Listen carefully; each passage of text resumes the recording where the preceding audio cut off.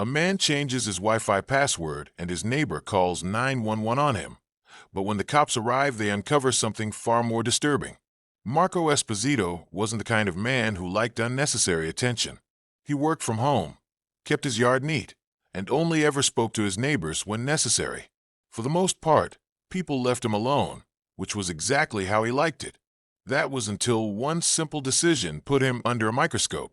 It all started on a Thursday afternoon in Crestwood, Missouri.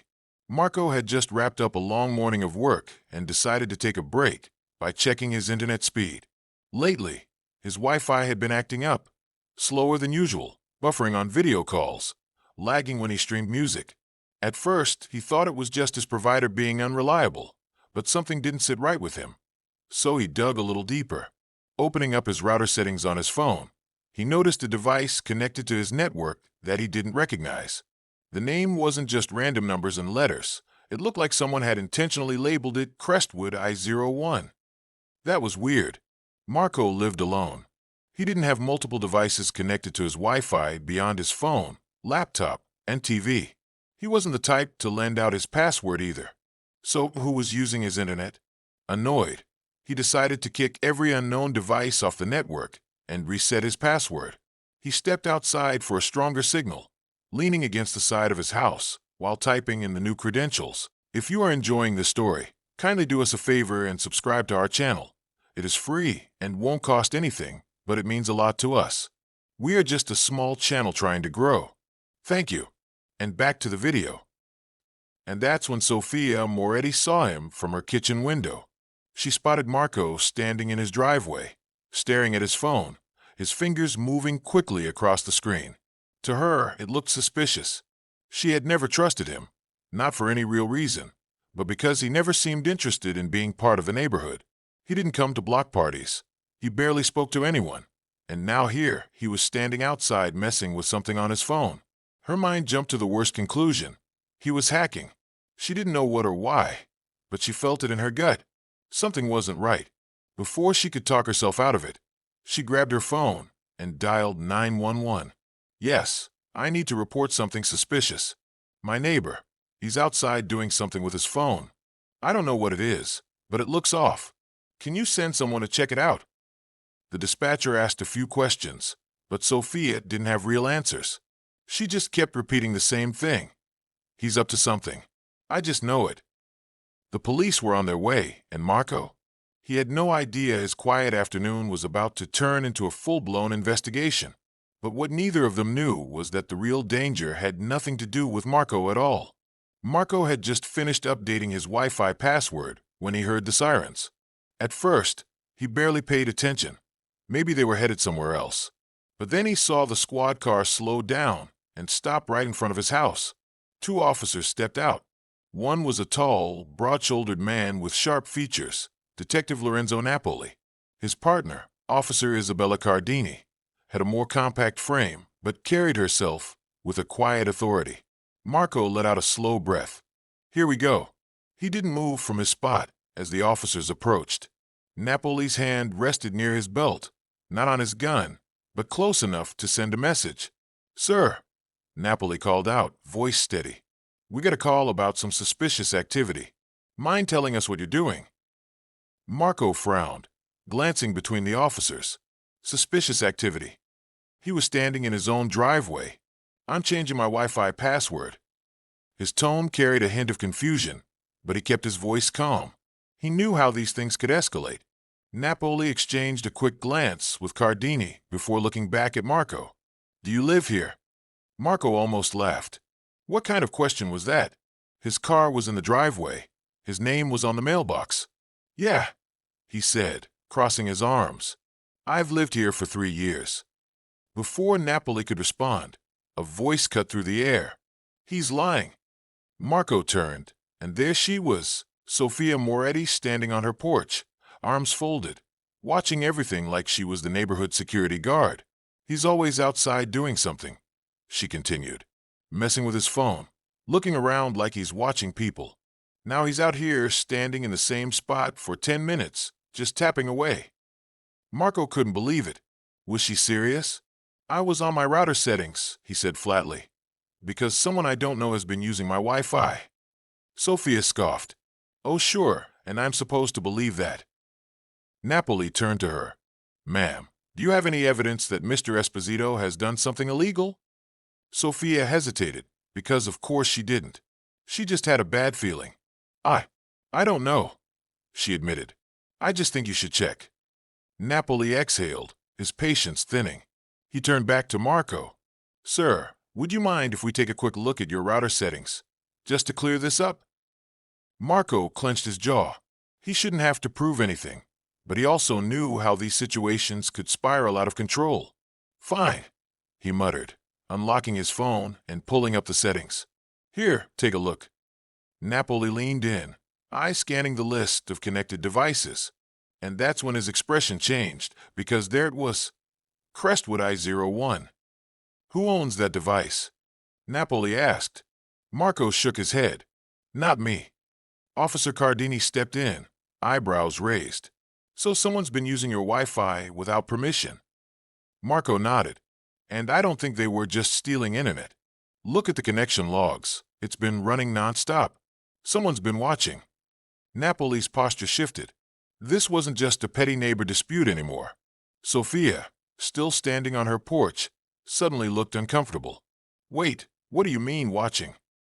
If you are enjoying this story, kindly do us a favor and subscribe to our channel. It is free and won't cost anything, but it means a lot to us. We are just a small channel trying to grow. Thank you. And back to the video. Marco turned to her, eyes cold. I mean, someone has been spying, and they might be watching all of us. But the real question was, who? Silence settled over the front yard.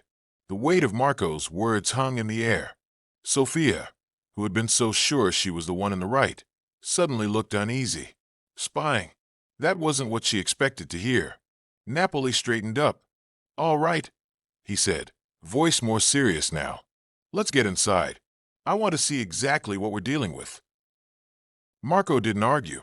He led the officers into his house, his frustration simmering just below the surface. He hadn't done anything wrong, yet here he was being treated like a suspect in his own home. Sofia hesitated before following. She wasn't sure why, but something told her she needed to hear this. Once inside, Marco placed his phone on the dining table and mirrored the router settings onto his laptop screen. The device list appeared. There it was again. Crestwood I-01. Still connected, still active. Officer Cardini leaned in, scanning the details. Can you see what kind of device this is? Marco clicked around, his fingers moving fast. I can't tell exactly, but... He opened the activity logs and froze. Napoli noticed the shift in his face. What is it? Marco's throat went dry. It's been accessing camera feeds. The room went dead quiet. Sofia blinked. I don't understand. What camera feeds? Marco's fingers hovered over the keyboard. Mine. He turned the laptop around. My home security cameras. Someone's been logging in and watching my live feeds. Cardini's expression tightened. You're saying someone has been spying on you through your own security system? Marco exhaled sharply. That's exactly what I'm saying. But then his stomach dropped because the more he scrolled, the more he realized it wasn't just his cameras. His system had flagged multiple IP addresses. Some of them belonged to his network, but others, different homes. Oh, this is bad, Marco murmured. Napoli leaned closer. What do you mean? Marco tapped the screen. Whoever this is, they're not just watching me. They're watching other people in the neighborhood.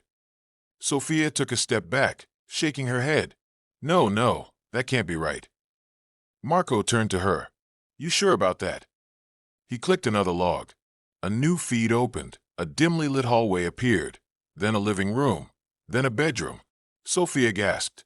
Wait, that's... Marco didn't even have to ask. He recognized it immediately. It was her house. She stumbled backward, pressing a hand to her mouth. Napoli's voice was sharp. How the hell is this happening? Marco gritted his teeth.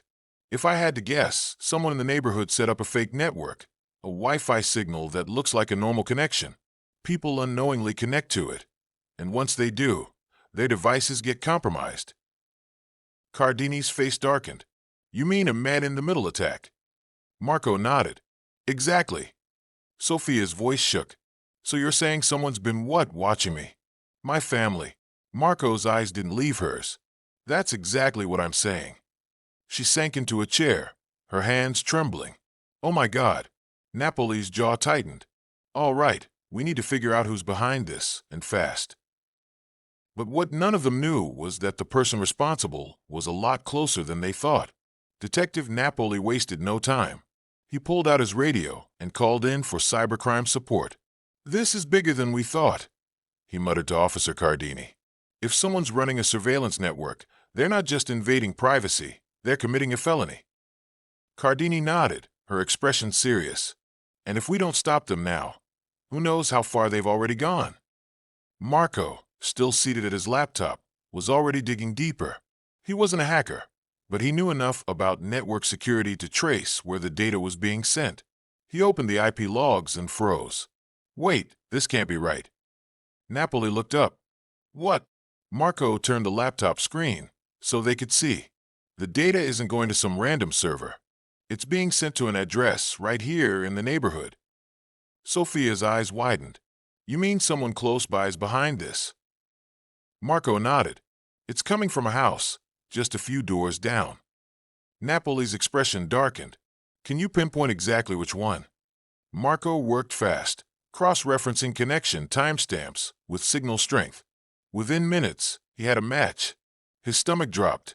He recognized the address. Sofia did too. No, she whispered, shaking her head. That's... Marco cut her off, voice cold. That's Matteo's house. Matteo Moretti, Sofia's own nephew. A 22-year-old college student who had moved in with her a few months ago. He was quiet, always on his computer, barely socialized. Now suddenly things were making a whole lot of sense. Sofia's face went pale. No, that doesn't make any sense. Matteo isn't, he wouldn't. Cardini stepped in. We need to talk to him now. Sofia hesitated. She didn't want to believe it, but deep down, something in her gut told her it was true. I'll take you to him, she murmured. Marco stood. I'm coming too. Napoli gave him a sharp look. No, you stay here. Let us handle this. Marco clenched his jaw. He hated sitting back when he was the one who uncovered everything, but he also knew pushing back wouldn't help. Fine, he muttered, but you'd better get the truth out of him. But the truth? It was even worse than they imagined. Sofia's hands shook as she led Napoli and Cardini down the street to her house. Every step felt heavier than the last. Matteo, the kid she had taken in, the one she helped through school. It couldn't be him. And yet, deep down, a voice in her head whispered, what if it is? She opened the front door, calling out, Matteo, can you come downstairs for a minute? No answer. Napoli exchanged a look with Cardini before stepping inside. We're going up. Sofia didn't argue. She just, if you are enjoying this story, kindly do us a favor and subscribe to our channel. It is free and won't cost anything, but it means a lot to us. We are just a small channel trying to grow. Thank you. And back to the video. She wrapped her arms around herself, her breath unsteady. They climbed the stairs, reaching Matteo's bedroom door. It was shut, no sounds inside. Napoli knocked hard. Matteo, this is the police. We need to talk. Still nothing. Then the sound of movement, a chair scraping, footsteps. Cardini's hand hovered over her gun. Open the door. Now. Slowly, the knob turned.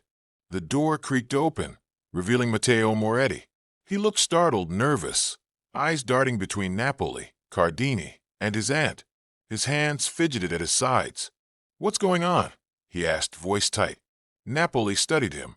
We have reason to believe you've been accessing private security cameras in the neighborhood. You want to explain that? Matteo's face barely flinched, but his fingers curled slightly, like he was gripping something invisible. What? That's crazy, he scoffed. I don't know what you're talking about. Cardini wasn't buying it. Mind if we check your laptop? His jaw tightened. You don't have a warrant. Napoli stepped closer. Matteo, we can get one, but right now we're giving you a chance to tell us the truth before this gets worse. A long, tense beat. Then Matteo exhaled. Look, He ran a hand through his hair. I wasn't doing anything illegal, okay? I just... Napoli cut him off. Then why is your IP address linked to a network breach involving multiple homes? Matteo froze. Sofia's voice broke. Matteo, please tell me you're not involved in this. His eyes darted to her, and for the first time, his mask cracked. I didn't mean for it to get this far, he muttered. It started as a joke. I wanted to see if I could get into someone's Wi-Fi, just to mess with them. Napoli's voice was sharp. So you admit you hacked into the network? Matteo hesitated, then he nodded. Sofia's breath caught in her throat. Matteo kept going, voice faster now. It was just supposed to be a prank, but then I saw the security cameras, and I got curious. Cardini's eyes narrowed. Curious or obsessed? Matteo didn't answer. Napoli's patience ran out. How many people have you watched? Silence. Then his voice dropped. I don't know. Sofia staggered back. Oh my God. Matteo looked at her. For the first time, real regret crossed his face. I swear I wasn't hurting anyone, he said. I just... Napoli didn't let him finish. Matteo Moretti, you're under arrest for unauthorized access of a computer network and unlawful surveillance. Matteo went pale. Wait, no, Cardini was already pulling out her cuffs. Sofia turned away, covering her face as tears welled in her eyes. Marco had been right all along. And the worst part, she had called the cops on him when the real danger had been inside her house the whole time. But this wasn't over yet. Matteo didn't resist. He stood there, wrists bound in cuffs, staring at the floor as Napoli read him his rights. It was over. Sofia's breath was shaky. She couldn't even look at him. This was her nephew, the boy she had taken in, fed, supported, and he had been violating the privacy of their entire neighborhood. Napoli guided Matteo toward the door, but before stepping out, he turned to Marco, who had been watching from the sidewalk. You were right, Napoli admitted. If you hadn't caught this, we might have never known. Marco didn't say anything at first. He just let out a slow breath, looking between Matteo and Sofia. Then, finally, he spoke. You know what's crazy? His voice was calm, but the weight behind it was unmistakable. I was out here minding my business, changing my own Wi-Fi password, and yet somehow I was the one who got the cops called on me. Sofia flinched. She had no defense because there was none. I was wrong, she murmured. I made an assumption, and it was completely unfair. Marco let that sit in the air for a moment. Then, shaking his head, he turned toward his house. I don't need an apology, he said over his shoulder. Just do better. And with that, he went inside. Napoli and Cardini exchanged a look before leading Matteo toward the patrol car. Sofia stayed behind, standing alone in the middle of the street. The truth had been right in front of her all along, but she had been too busy looking at the wrong person. And that mistake, it would haunt her for a long, long time. Assumptions have consequences. Jumping to conclusions based on bias or paranoia can ruin innocent people's lives while the real danger goes unchecked. Instead of making judgments without evidence, take a step back, observe, listen. The truth might not be what you expect. If you found this story eye-opening, share it. You never know who needs to hear this lesson today.